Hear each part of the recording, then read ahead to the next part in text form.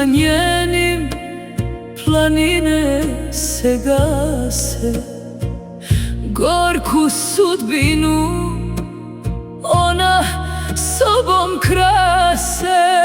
Od male naučena da ćuti i trpi, da ranjena duši sama sebi krpi.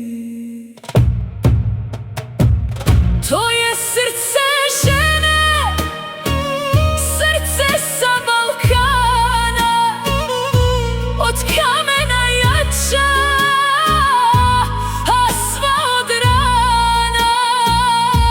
Za druge se moli, za sebe ne pita,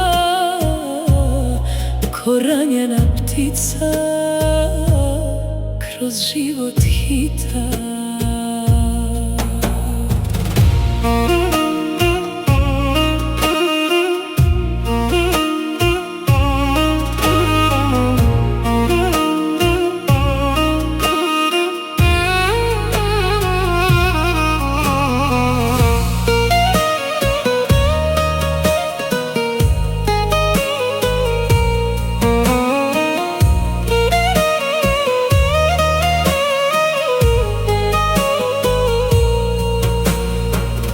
Tuđina je hladna, a kosa joj sedi.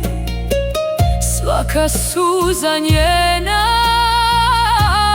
čitav svet vredi. Daleko od doma gde bagrem cveta,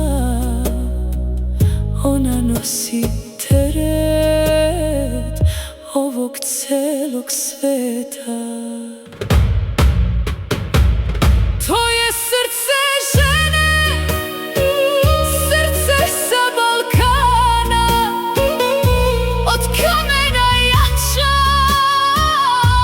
a sva od rana. Za druge se moli, za sebe ne pita, ko ranjena ptica kroz život hita. Balkan je u krvi, tuga je u glasu, snaga je u ženi, u svakom času.